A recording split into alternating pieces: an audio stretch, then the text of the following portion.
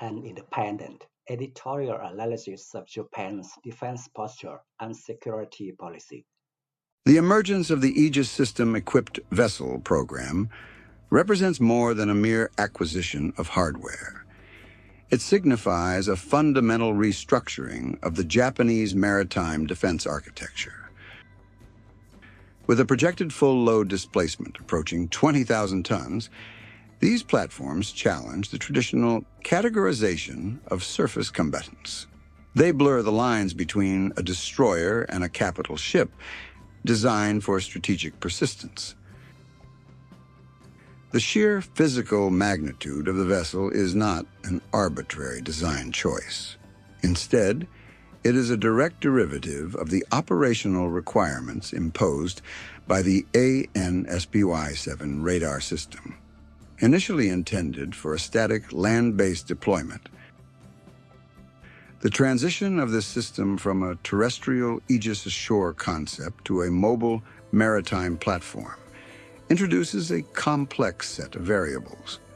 It necessitates a hull form comparable to the Zumo-class carriers to manage stability, power generation, and sustained seakeeping.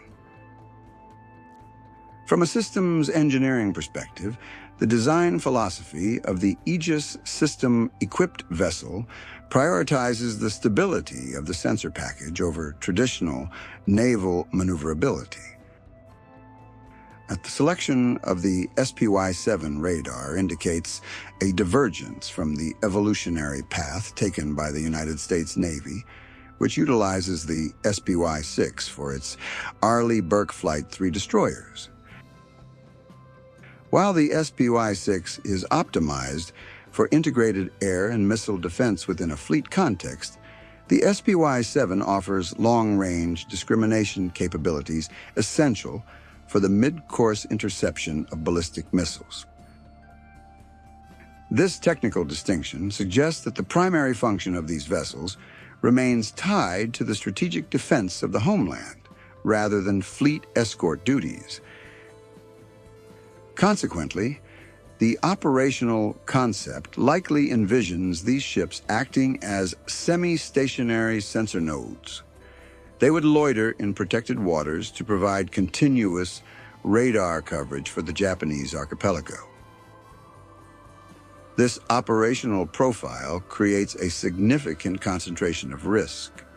By consolidating such high-value sensor capabilities and a massive arsenal of 128 vertical launch cells into two distinct hulls, the Maritime Self-Defense Force introduces a single point of failure within its missile defense network.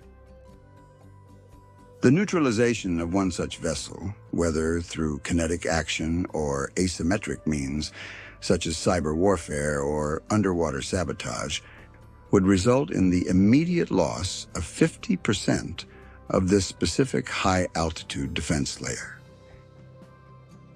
This vulnerability creates a tactical paradox. The asset designed to protect the nation becomes a target of such high priority that it requires substantial escort resources for its own protection.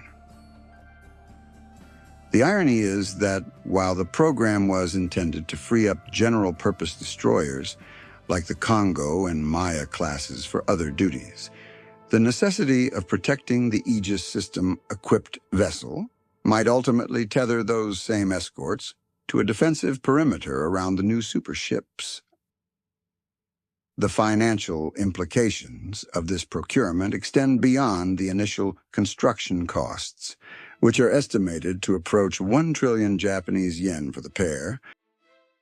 The more profound strain lies in the opportunity cost relative to the wider fleet modernization.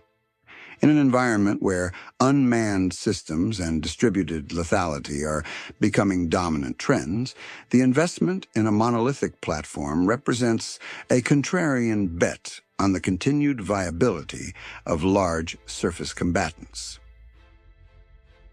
Allocating such a significant portion of the defense budget to two hulls constrains the ability to procure a larger number of smaller, more flexible assets, such as the Mogami-class frigates or future unmanned surface vessels. This trade-off suggests a doctrinal preference for assured capability against high-end ballistic threats. It prioritizes this over the flexibility required to address gray zone coercion or swarm tactics in the littoral environment. Furthermore, the configuration of the vessel reveals a critical response to the demographic crisis facing the Japan Self-Defense Forces. The design requirement to operate a 20,000-ton vessel with a crew of approximately 240 personnel indicates an unprecedented reliance on automation and remote monitoring systems. This ratio of tonnage to manpower is historically low. It implies a radical departure from traditional damage control and watchstanding practices. The inclusion of enhanced living quarters, described as hotel-like, is less a luxury and more a strategic necessity to attract recruits in a labor market where the maritime service struggles to compete. If the automation systems fail to deliver the anticipated efficiencies, the skeleton crew may find itself overwhelmed during high-intensity combat operations. This highlights the fragility of technological solutions to human resource problems. The integration of the Standard Missile 6 Block 1 and the Tomahawk cruise missile alters the strategic character of the platform. It shifts from a purely defensive shield to a node capable of active denial and counterstrike.